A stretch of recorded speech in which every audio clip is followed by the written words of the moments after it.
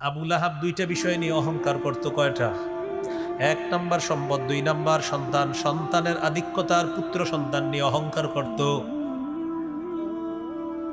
সম্পদের অহংকার আর সন্তানের অহংকার নবীজি হাদিসের মধ্যে বলেন, তিরমিজির 1999 নম্বর হাদিস, قال رسول الله صلى الله عليه وسلم لا يدخل الجنة من كان في قلبه مثقال ذرة من كبر।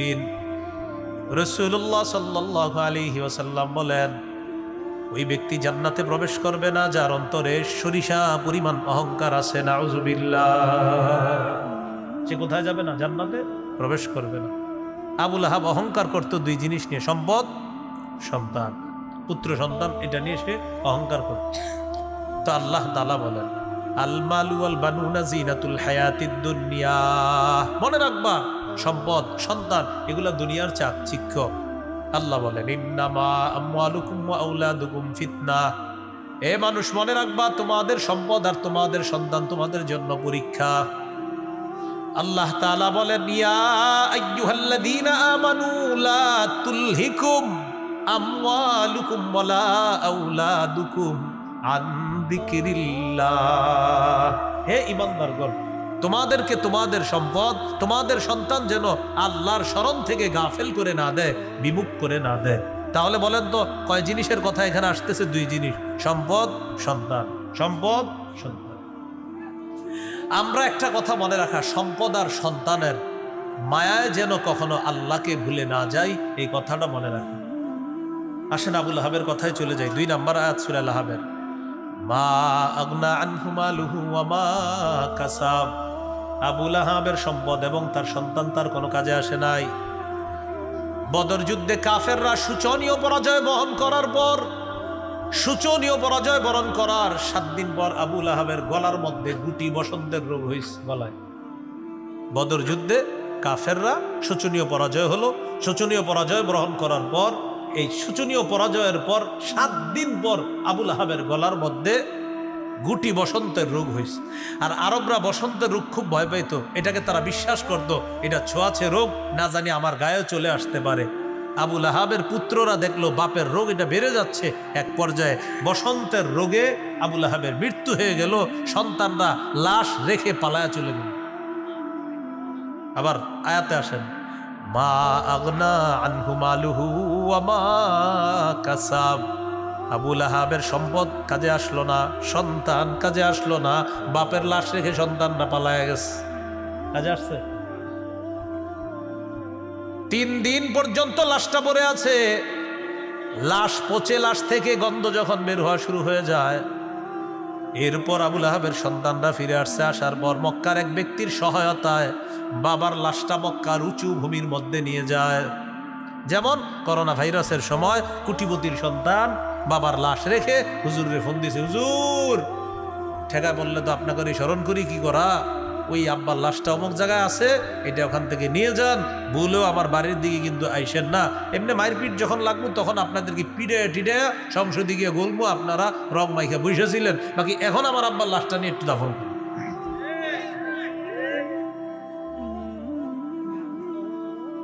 তো কিসে মন দিয়ে শোনা। তো এরকম আপনার এই যে ওলামায়ে কেরাম করোনার সময় দেখেন নাই, ব্যাস তখন কি, আরে হুজুররা তো আছে, এগুলো মরলে মরুক, থাক বল একটা, হুজুর করে কই এক জীবনের কোনো দাম টাম নাই,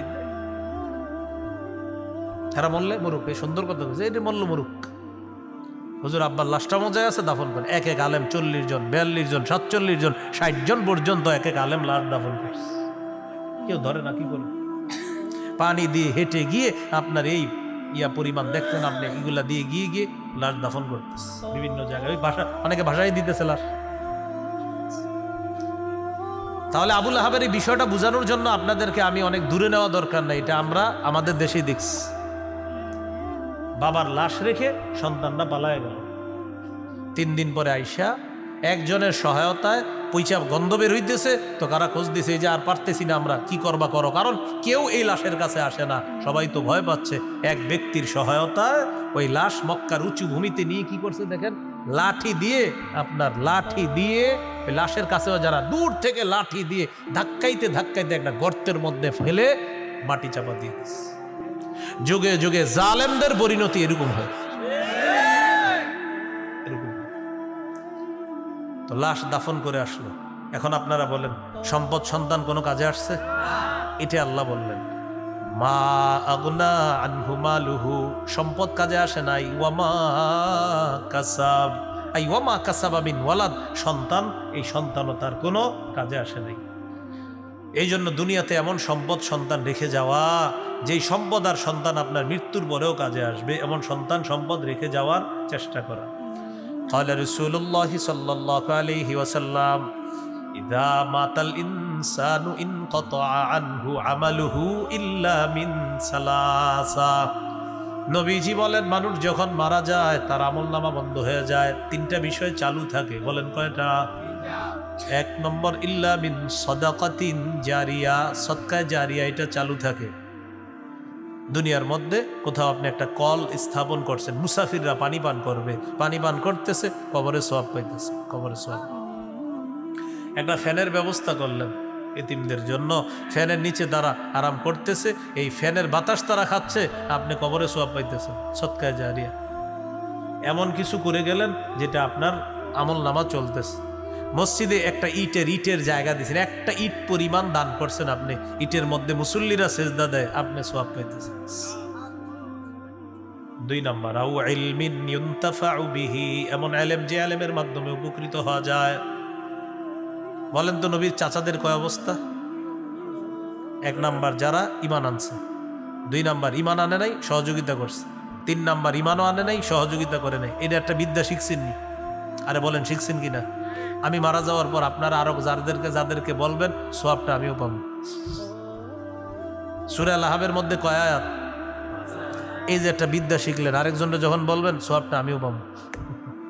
আও ইলমিন ইউনতাফাউ বিহি, এমন ইলম যে ইলমের মাধ্যমে উপকৃত হওয়া যায়।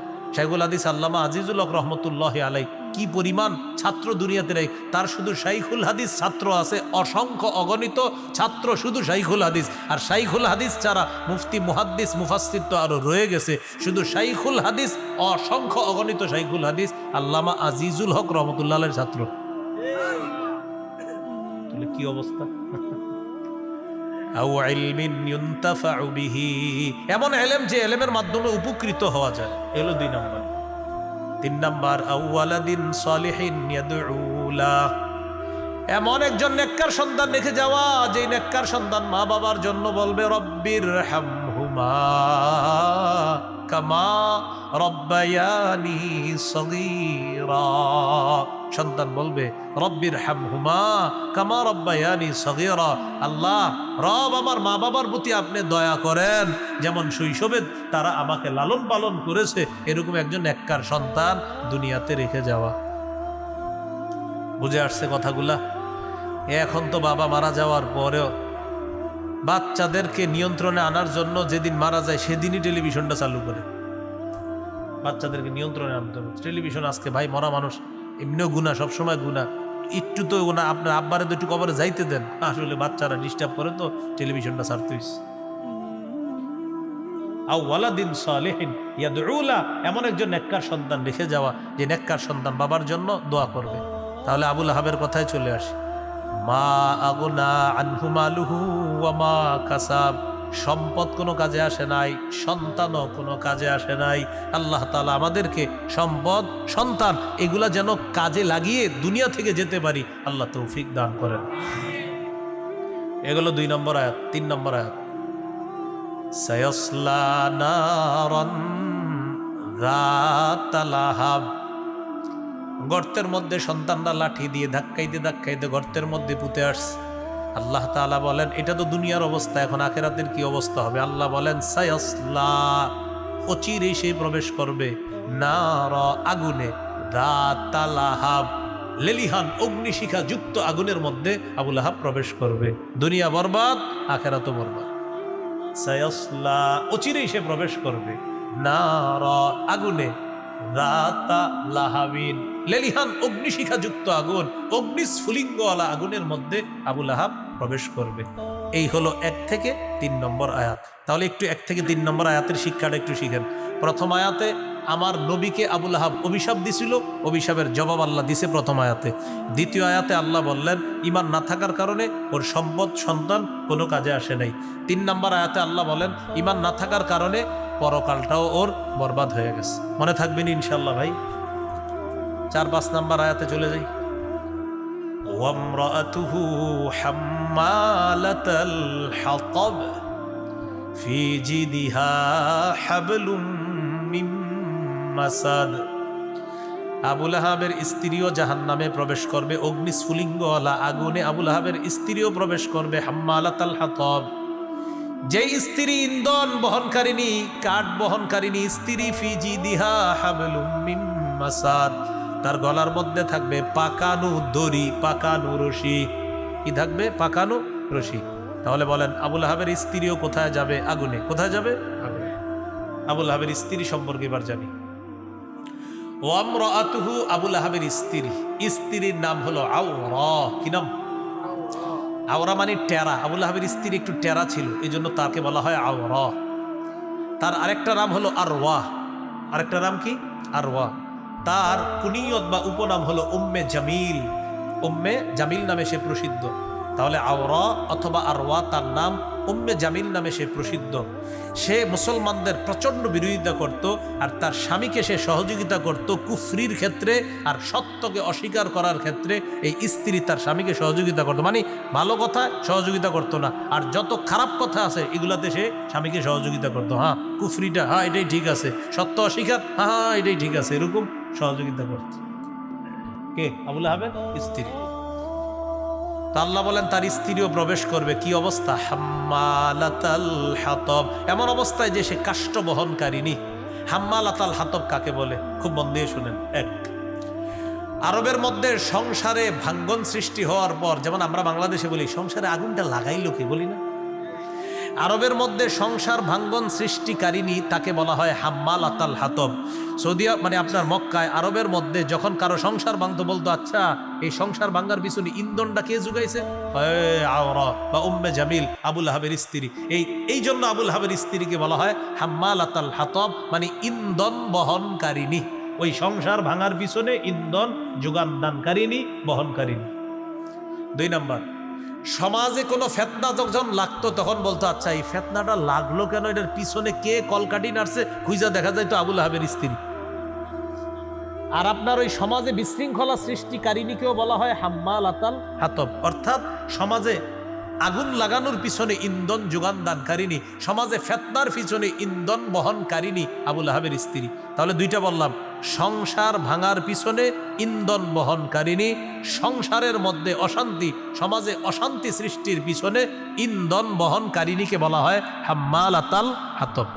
3, হাতব মানি কাঠ, হাম্মালা মানি বহন করা। আবুল আহাবের স্ত্রী ধনী মানুষ ছিল, কিন্তু কৃপণতা করে সে কোনো দাস দাসী রাখতো না, কারণ দাস দাসী দিয়ে কাজ করাইলে তাদেরকে টাকা পয়সা দিতে হবে, বেতন দিতে হবে। কৃপণতা করে ও নিজে জঙ্গলে যাইতো, যাওয়ার পর সেখান থেকে লাকড়ি, কাঠ এগুলা নিয়ে গলার মধ্যে যে পাকানো রশি এটা দিয়ে বেঁধে সে নিজেই লাকড়ি নিয়ে আসতো, জ্বালানি সংগ্রহ করে এনে সে রান্না বান্না করত। আর কাঠ বহনকারিনীর আরবি হলো হাম্মালাতাল হাতব। আল্লাহ জানে মনে থাকবেন। তাহলে 1 নাম্বার, সংসার ভাঙ্গার পিছনে ইন্ধন বহনকারিনী হাম্মালাতাল হাতব। 2, সমাজে ফিতনা সৃষ্টির পিছনে ইন্ধন বহনকারিনী হাম্মালাতাল হাতব। 3, কৃপণতা করে কাঠ সংগ্রহ করে কাঠ নিজে বহনকারিনীকেও বলা হয় হাম্মালাতাল হাতব। আল্লাহ জানে মনে থাকবেনি। এই এখন থেকে যখন পড়বেন ওয়ামরাআতুহু হাম্মালাতাল হাতব, এটা পড়বেন সাথে সাথে যেন আপনার একটা ইতিহাস আপনার মাথায় এসে পড়ে, হাম্মালাতাল হাতব তো ওই জিনিস, সংসার ভাঙে ওই জিনিস, সমাজে ফিতনা সৃষ্টি করে, এরকম যেন আপনার মাথায় চলে আসে। এই হলো হাম্মালাতাল হাতব। ফি জিদিহা হাবলুম মিন মাসাদ, সে যখন জাহান্নামে প্রবেশ করবে তখনও তার গলার মধ্যে ওই পাকানো রশি দিয়ে কাঠ থাকবে। এই অবস্থায় তাকে রশি দিয়ে বেঁধে টানতে টানতে জাহান্নামে নিক্ষেপ করা হবে। এখানে কিন্তু 2টা বিষয়, এক, পাকানো রশি দিয়ে দুনিয়াতে এসে কাঠ বহন করে ওইটা পেঁচায়া নিয়ে আসতো, এটা হলো একটা। আরেকটা হলো আখেরাতে তার গলায় পাকানো রশিটা লাগায়া টানতে টানতে জাহান্নামে নিক্ষেপ করা হবে। এই হলো ফি জিদিহা, তার গলায় থাকবে হাবলুন, রশি, মিম মাসাদ, পাকানো, পাকানো রশি থাকবে, দড়ি থাকবে। শেষ হয় নাই কথা। আবু লাহাবের স্ত্রী মুসলমানদেরকে সহ্য করতে পারতো না। আল্লাহ তাআলা যখন এই সূরা নাজিল করছে, বলেন তো এই সূরার মধ্যে জাহান্নামে যাবে এমন কয় ব্যক্তির কথা বলছে আল্লাহ? এক, দুই, স্ত্রী। আবু লাহাবের স্ত্রী এই কথা শুনছে, তোমার জামাইও যাবে জাহান্নামে, তুমিও যাবা। কে বলছে? মুহাম্মদ সাল্লাল্লাহু আলাইহি সাল্লামকে তার রব জানায় দিছে। পাথর নিছে, পাথর নিয়ে আসছে আমাদের নবীকে হত্যা করার জন্য। আবু লাহাবের স্ত্রী, আবু লাহাবের স্ত্রী পাথর নিয়ে আসার পর আমার নবীর সামনে দাঁড়িয়েছে, পাশে আবু বকর সিদ্দিক রাদিয়াল্লাহু তাআলা আনহু আছে। আমার নবী আবু লাহাবের স্ত্রীর সামনে আছে। মুফাসসিরিনে কেরাম লিখেছেন, দালাইলুন নবুয়তের মধ্যে আসছে, নবীকে সবাই দেখতেছে, আবু লাহাবের স্ত্রী শুধু দেখতেছে না। নবীজির মুজিজা আল্লাহ ঘটাইছে এখানে, সবাই দেখতেছে।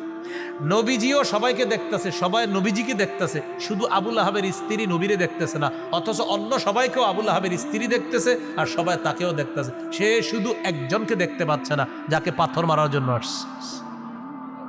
আল্লাহ হেফাজত করছে, সুবহানাল্লাহ। আল্লাহ তাআলা বলে দিয়েছেন, ওয়াল্লাহু ইয়াসিমুকা মিনান নাস, হাবিব, আল্লাহ আপনাকে মানুষের থেকে রক্ষা করবে, সুবহানাল্লাহ।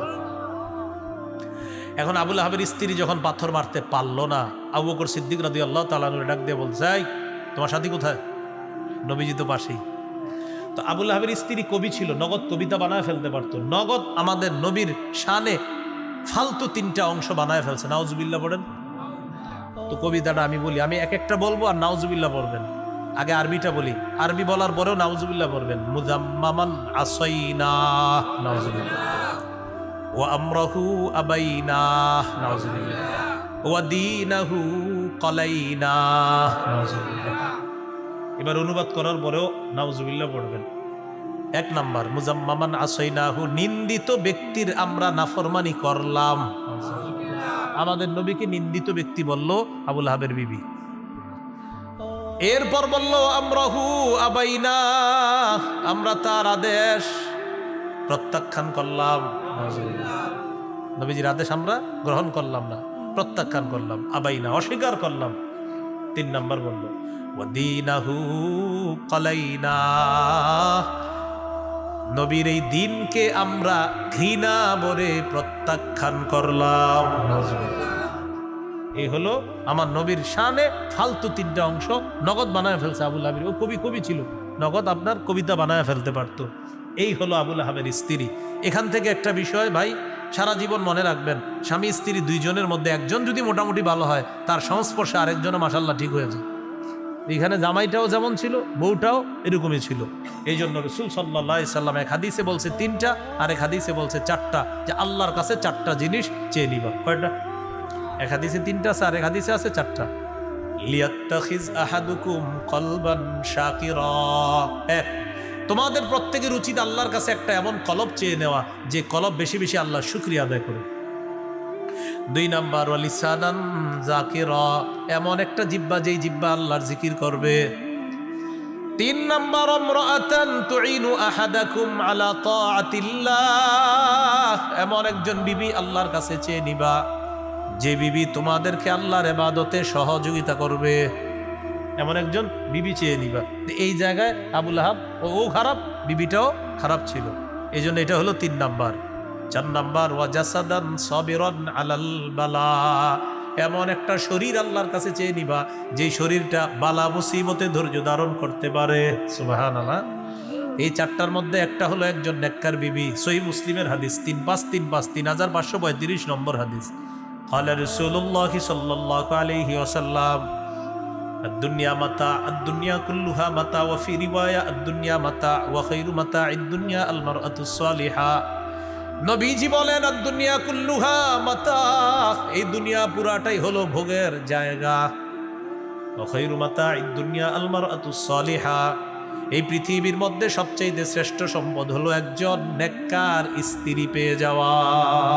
একজন নেককার নারী এই পৃথিবীর সবচেয়ে দামি সম্পদ। এই দামি সম্পদটা আল্লাহর কাছ থেকে চেয়ে নেওয়া। মনে থাকবেন ইনশাআল্লাহ। আল্লাহ তাআলা তৌফিক দান করেন। এই জন্য নেককার নারী আর একটা প্রশস্ত বাড়ি, আর নেককার প্রতিবেশী, এটা আল্লাহর কাছ থেকে চেয়ে নেওয়া। নেককার নারী, প্রশস্ত বাড়ি, একটা আরামদায়ক গাড়ি, আর হলো একটা ভালো প্রতিবেশী। হাদিসে আসছে যার এই 4টা গুণ থাকবে সে সৌভাগ্যবান। 1 নাম্বার তার বউ নেককার, 2 নাম্বার তার প্রতিবেশী নেককার, 3 নাম্বার তার একটা আরামদায়ক গাড়ি আছে, 4 নাম্বার তার একটা বাড়ি আছে। তো মিলাইলে এইভাবে 1 নাম্বার নেককার নারী, 2 নাম্বার প্রশস্ত বাড়ি, 3 নাম্বার আরামদায়ক হালাল গাড়ি। কি গাড়ি? মানে হালাল ভাবে আর কি, আপনি আজাইরা ভাবে হবে না, হালাল ভাবে। হ্যাঁ, 3 নাম্বার, 4 নাম্বার নেককার প্রতিবেশী। এই 4 গুণ যার আছে নবীজি বলেন সে সৌভাগ্যবান পুরুষ। সে কি পুরুষ? সৌভাগ্যবান। তো এর মধ্যে একটা হলো নেককার স্ত্রী, যেটা আবু লাহাবের ছিল না। নিজেও ছিল কাফের, স্ত্রীও ছিল কাফেরা। এই জন্য দোনোজনের পরিণতি হয়েছে জাহান্নাম। আল্লাহ আমাদেরকে হেফাজত করেন। সর্বশেষ কথা, সূরা লাহাব থেকে কি শিখলাম? 1, দাওয়াতের কাজে বাধা আসবে, করতে হবে। 2, দাওয়াতের কাজে বাধা দেওয়া হারাম। 3, দাওয়াতের কাজ যারা করবে তাদেরকে অভিশাপ দেওয়া এটা অন্যায়। 4 নাম্বার, দাওয়াতের কাজ যখন আমরা করব, কথার আঘাত আসতে পারে, কর্মের আঘাত আসতে পারে, এটা সইতে হবে। 4 নাম্বার, যে কথাটা ইমান ছাড়া সম্পদ, সন্তান এগুলা কোনো কাজে আসবে না। 5 নাম্বার, ইমান ছাড়া পরকাল বরবাদ। 6 নাম্বার, আপনার সাথী যে হবে এটাও একটা সঠিক সাথী হতে হবে, অন্যথায় সেও জাহান্নামে যাবে। যার বাস্তব প্রমাণ, আবু লাহাবের স্ত্রী তার স্বামীকে নাফরমানির কাজে সহযোগিতা করার কারণে, ইসলামের বিরোধিতা করার কারণে তার ঠিকানাও জাহান্নাম। আল্লাহ তাআলা আমাদের সকলকে সূরা লাহাবের মৌলিক যে শিক্ষাগুলো আছে এই শিক্ষাগুলো আমাদের জীবনে যেন আমরা বাস্তবায়ন করতে পারি, আল্লাহ তাআলা তৌফিক দান করেন। সূরা লাহাবের সবচেয়ে বড় একটা শিক্ষা হলো নবীর একদম নিকট আত্মীয় হওয়া সত্ত্বেও আবু লাহাবের ঠিকানা জাহান্নাম। একদম নিকট আত্মীয় হওয়া সত্ত্বেও আবু লাহাবের ঠিকানা কোথায়? জান্নাত। এই জন্য ইমান বড় দামি জিনিস, ইমান বড় দামি জিনিস। আমি আপনি আসলে সফল কিনা, মৃত্যুর সময় যদি ইমানটা নসিব হয়, সত্যি আমি আপনি জিতে গেলাম। আর আমার আপনার মনে হবে আমি তো অনেক ভালো মানুষ। আল্লাহ না করেন, আল্লাহ না করেন, আল্লাহ না করেন, যদি ইমান নসিব না হয় হেরে গেলাম। আল্লাহ আমাদের সকলকে ইমানের উপর দায়াম কায়েম থেকে মুসলমান পরিচয় যেন দুনিয়া থেকে যেতে পারি, আল্লাহ তৌফিক দান করেন।